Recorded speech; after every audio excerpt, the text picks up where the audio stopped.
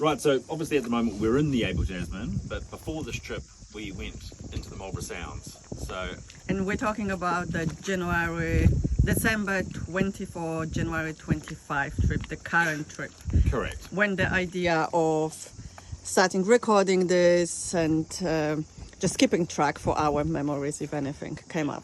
So do you want to kind of give us a bit of an overview about the Sounds, and they're clearly quite different than here. Here's golden beaches and all that, where the Sounds is very different terrain.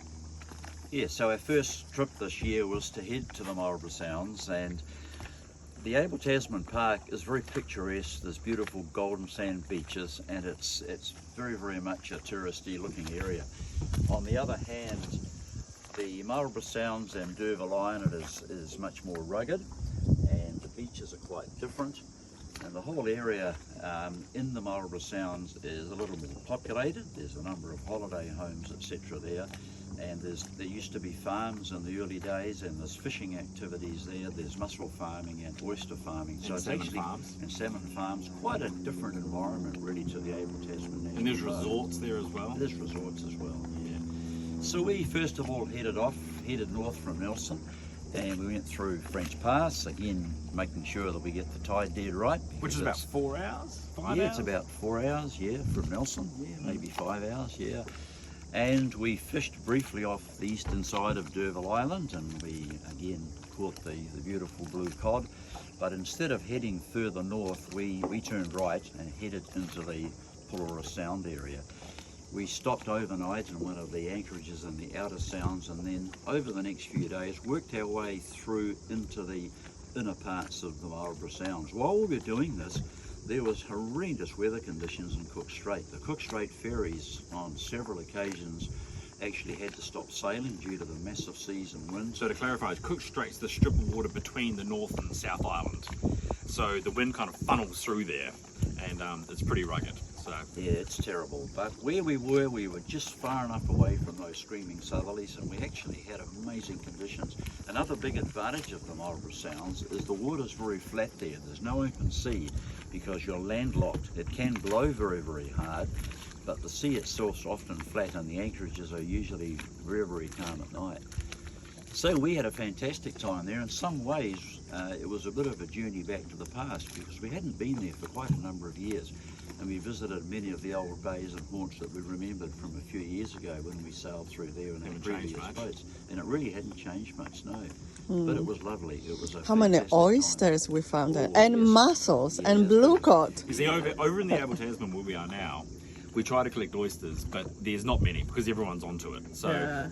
over here, if there's fresh water running into the sea and there's rocks, there's normally oysters attached. But here, you'll just see empty shells everywhere. Is Whereas this the how- Marlborough Sounds, How surprised I was yesterday. We saw mussels on the beach, and Maya was like, "Papa, look at all those mussels. Why are we not collecting them?" Is this how kids are onto it? They can recognize the mussels now. They can recognize the oysters. The big deal into fishing. They've got their own fishing roads here.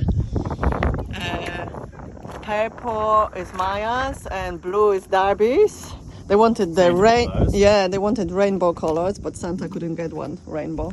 I thought Santa can do anything, but but that apparently was not. one thing that was alarming was the sheer number of oysters that were totally untouched and they were massive. Massive. As I asked Wayne, why does no one take them? And he just said quite clearly because it's so much effort, which is true. Yeah, it's not easy. It really is not. No, it's not. And not many people are into it, appears.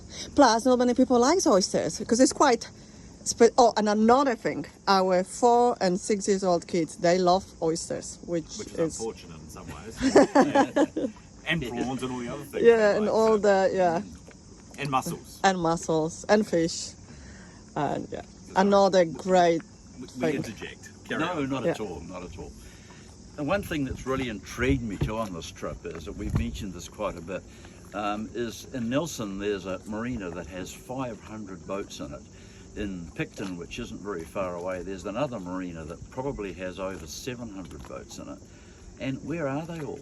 Just have a look. There's, I think, about 10 of us in this anchorage here. Yeah. I just cannot understand it. And maybe... And in the Sounds, it was quieter. And that was during the period between Christmas and New Year's when there should be everyone. Where There's just are no they? one there. I think it takes a bit of effort to do what we're doing. And I think for some people it's actually sometimes too hard, maybe.